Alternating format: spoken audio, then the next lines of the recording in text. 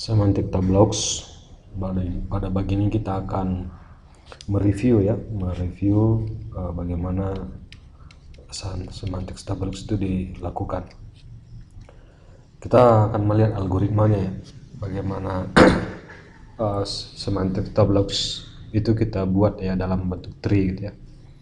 Pertama kita akan memilih bagaimana kita menandai leaf ya, daun ya, bagaimana kita menandai daun.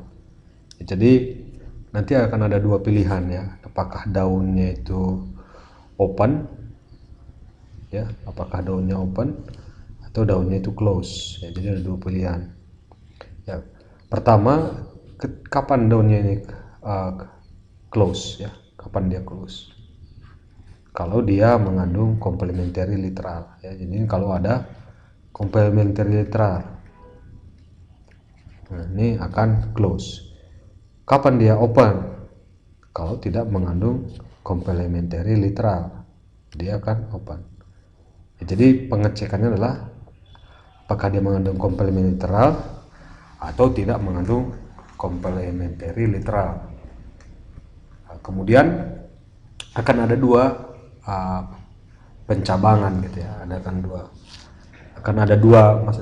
ada dua pilihan formulanya ya, yaitu menggunakan formula alpha dan formula beta ya. Kalau dia alpha, maka dia akan kalau dia alpha ya, jadi kalau nanti kita ketemu alpha, dia akan menjadi koma gitu ya, menjadi koma. Kalau dia beta, dia akan mencari dua cabang ya, beta satu.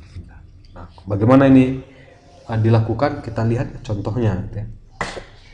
Nah, ini ada sebuah formula A ya, ini adalah formula A. Ini formula A. Formulanya itu berisi P dan negasi Q atau Q. Yang pertama adalah kita ketemu dan ya. Nah, dan di Semantic Tableaux itu diubah menjadi tanda koma ya.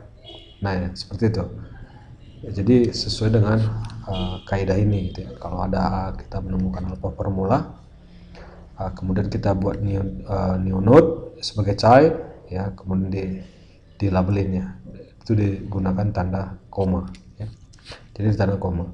Nah, kemudian sekarang kita punya formula ini ya, yang tanda dannya sudah menjadi tanda koma. Sekarang negasi Q atau negasi P. Nah, kalau ada kita ketemu dengan atau ya, berarti ada dua pilihan ya. Ini menghadapkan dua pilihan, jadi akan bercabang seperti ini, jadi dua ya. Pilihannya apa? P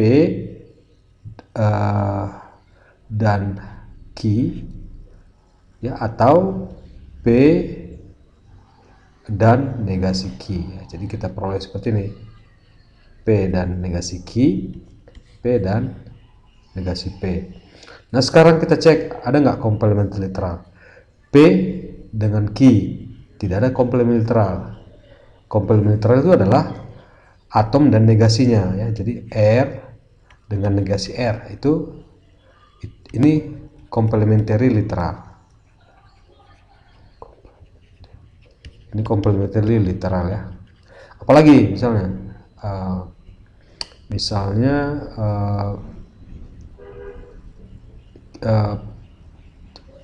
ini ya, S ya, S dengan negasi S. Nah, ini juga disebut complementary literal. Di sini ada nggak complementary? Tidak, karena ada P dan negasi P. Kalau di sini ada nggak? Ada P dan negasi P, atom P dengan negasi atomnya, sehingga ini menjadi close, ini menjadi open. Nah, ini contohnya. Contoh yang lain, ini adalah contoh B ya. Contoh B, kita temukan di sini adalah P atau Q ya, ada atau dan P dan Q. Nah, yang pertama di contoh ini yang dia ubah dulu adalah dan yang ini ya, sehingga ini jadi hilang dan menjadi tanda koma. Nah, sekarang kita dapat permula yang ini. Nah, berikutnya apa yang dilakukan? Ubah lagi yang dan ini, ubah lagi menjadi tanda koma. Nah, sekarang kita sudah punya formula seperti ini. P atau Q dan P, negasi P dan negasi Q. Nah, sekarang ada tanda atau, berarti dipecah menjadi dua seperti ini ya, pecah menjadi dua, yaitu apa yang kita dapatkan adalah ya, negasi P dan negasi Q dan P, atau negasi P atau negasi Q dan Q ya. Jadi kita dapat di sini P dan negasi P negasi Q, kemudian Q negasi P dan negasi Q. Nah, kita dapat dua. Nah, sekarang kita cek ada nggak komplement literal. P dengan negasi P ini komplement literal sehingga dia close. Di sini Q dengan negasi Q. Nah, ini komplement literal jadi close. Jadi karena dua-duanya close, ini dua-duanya maka kita bisa tandai seperti ini ya. Nah, berikutnya adalah bagaimana kalau dengan persamaan seperti ini ya, A maka B, maka ini harus kita transformasi dulu,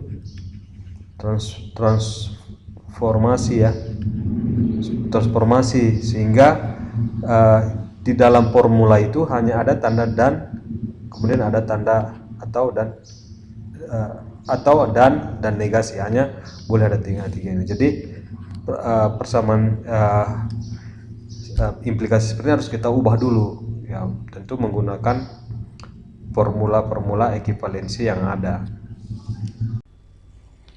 Baik, untuk mengkonversi A maka B ini kita cari ekivalensinya menggunakan tabel alfa dan beta ya.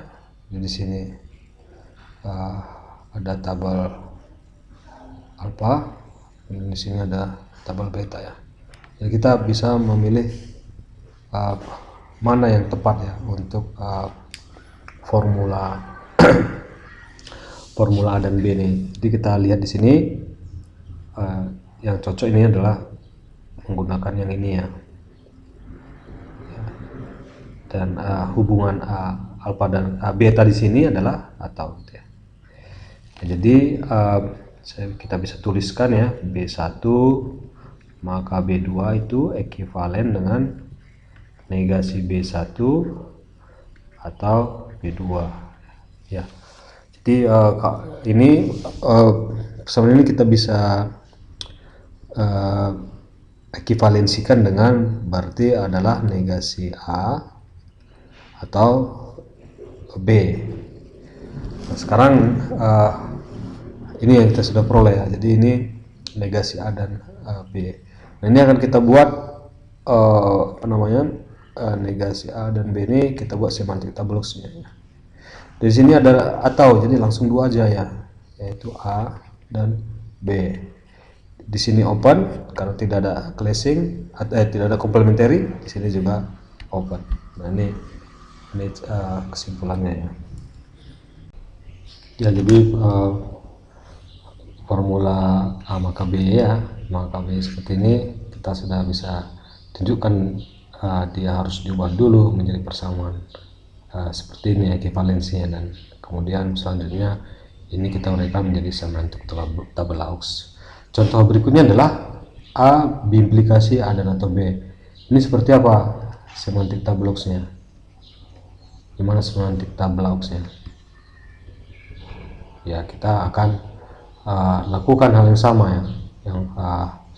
Yang pertama adalah ini konversi dulu, konversi ke operator dan atau dan negasi, semua diubah ya. Bagaimana caranya kita akan uraikan satu persatu ya. Kita akan membuat semantik tableaux dari formula ini ya. Jadi sebelum ini kita tentukan semantik tableausnya, kita transformasi dulu menjadi formula yang hanya memiliki operator atau dan negasi, atau dan negasi. Jadi kita ubah ke situ dulu. Nah, yang di sini ada biimplikasi ya. Jadi biimplikasi kita cari di sini. Biimplikasi yang cocok ini adalah formula yang ini ya. Jadi ini adalah yang tepat ya. Saya akan besarin sedikit nih. Ini yang tepat. Kemudian apalagi kita akan menggunakan biimplikasi ini ya. Jadi kalau saya tuliskan ulang di sini ya, A1 biimplikasi A2 itu ekivalen dengan A1, maka A2 di sini hubungan alfa ini adalah dan A2 maka A1 ya. Jadi berdasarkan formula ini kita bisa tuliskan ini di sini, maka A maka A atau B ya, dan A dan B ya, A dan B maka A ya. Jadi kita bisa tuliskan seperti itu ekivalensinya ya. Baik, berikutnya apa yang kita lakukan ini adalah kita masih menemukan di sini implikasi ya. Nah, ini akan kita ubah lagi menggunakan formula beta ini ya, formula beta yang ini ya. Jadi ini kita tuliskan lagi menjadi apa, A ya, negasi A atau A dan B ya, dan apa, negasi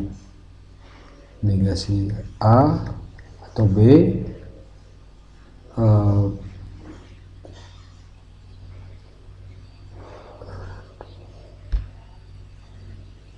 atau ya, atau A ya. Kita dapat seperti ini ya. Jadi kita sudah memperoleh persamaan ini ya, persamaan yang ini yang akan kita uraikan lagi nantinya ya. Kita akan membuat semantik tableaux dari formula ini ya. Jadi sebelum ini kita tentukan semantik tableausnya, kita transformasi dulu menjadi formula yang hanya memiliki operator atau dan negasi, atau dan negasi. Jadi kita ubah ke situ dulu. Nah, yang di sini ada biimplikasi ya. Jadi biimplikasi kita cari di sini. Biimplikasi yang cocok ini adalah formula yang ini ya. Jadi ini adalah yang tepat ya. Saya akan besarin sedikit nih. Ini yang tepat. Kemudian apalagi kita akan menggunakan biimplikasi ini ya. Jadi kalau saya tuliskan ulang di sini ya, A1 biimplikasi A2 itu ekivalen dengan A1 maka A2 di sini hubungan alfa ini adalah dan A2 maka A1 ya. Jadi berdasarkan formula ini kita bisa tuliskan ini di sini, maka A, maka A atau B, ya. Dan A dan B, ya. A dan B, maka A, ya. Jadi kita bisa tuliskan seperti itu ekivalensinya, ya. Baik, berikutnya apa yang kita lakukan ini adalah kita masih menemukan di sini implikasi, ya. Nah, ini akan kita ubah lagi menggunakan formula beta ini, ya. Formula beta yang ini, ya. Jadi ini kita tuliskan lagi menjadi apa? A, ya.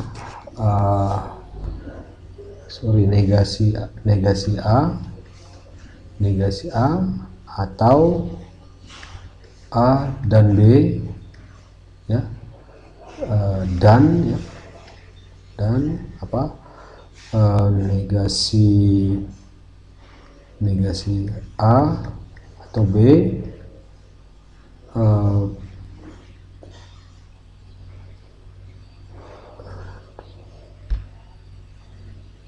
atau, ya, atau A, ya. Kita dapat seperti ini, ya. Jadi kita sudah memperoleh persamaan ini, ya, persamaan yang ini yang akan kita uraikan lagi nantinya, ya. Baik, selanjutnya kita akan menguraikan lagi formula ini menjadi lebih sederhana menggunakan hukum distributif, ya. Jadi kalau hukum distributif yang pertama ini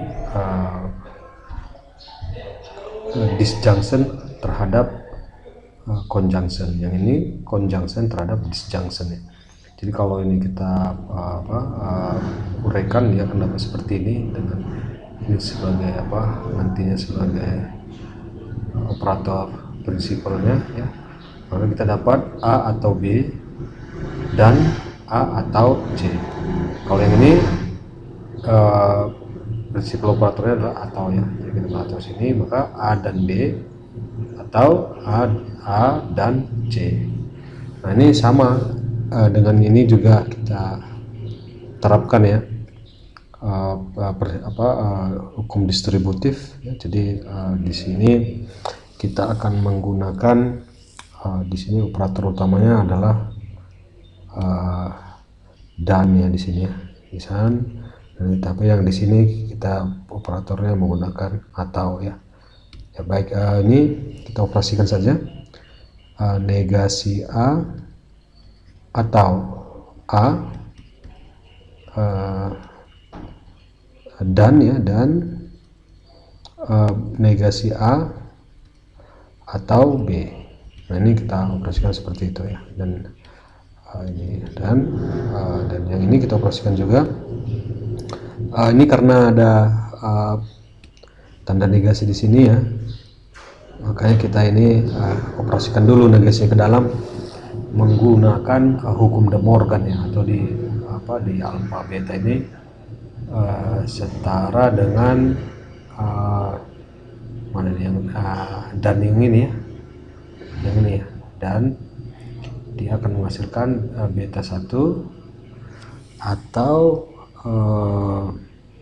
beta 2, ya, atau beta 2. Nah, ini akan kita gunakan rumusannya itu, sehingga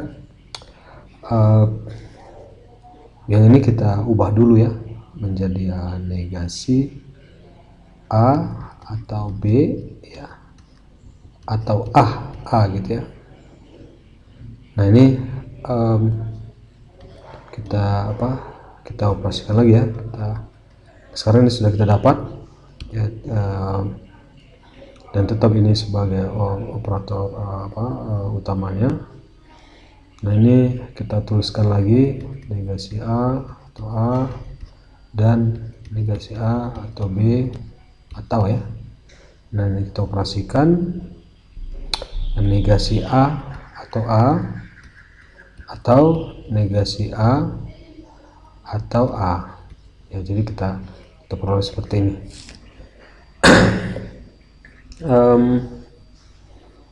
Berikutnya akan kita lihat lagi ya, bagaimana ini disederhanakan lagi ya. Yang pertama kita bisa lihat di sini ya, negasi A atau A itu akan selalu menghasilkan nilai true ya.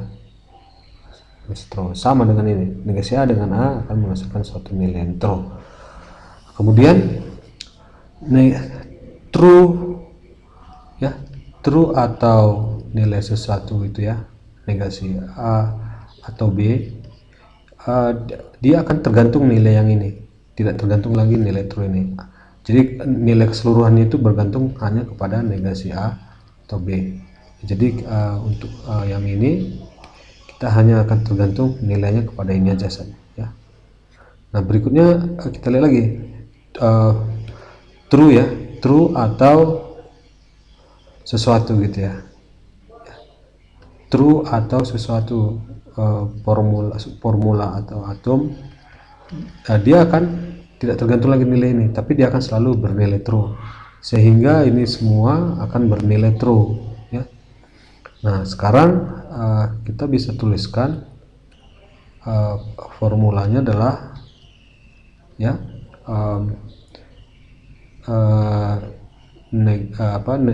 negasi A atau B atau dan ya, dan T true. Nah, sama ini juga karena dan ini true, tidak akan tergantung pada ini lagi, tapi hanya tergantung pada negasi A atau B. Nah, sekarang kita sudah dapat ini ya, formula ini. Nah, berikutnya adalah bagaimana kita membuat semantik tabloxnya ya. Ya, ini tinggal kita terjemahkan aja, dan sama dengan yang tadi ya, karena ada atau ya, maka ini negasi A atau B, dan ini open karena tidak ada komplementer literal, dan ini juga open ya. Jadi begitu caranya gitu ya.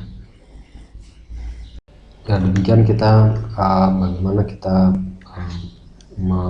membuat semantik tableaux dari formula ini sehingga didapatkan semantik tableaux seperti ini, dengan cara diuraikan dulu ya. Ini diuraikan dulu ini dengan menggunakan tabel alfa dan beta, diuraikan seperti ini, dapat seperti ini, dan kemudian menggunakan distribusi kita dapat seperti ini, dan ini pakai menggunakan identitas, dan akhirnya dapat formula seperti ini dan diterjemahkan menjadi semantik tableaux seperti ini.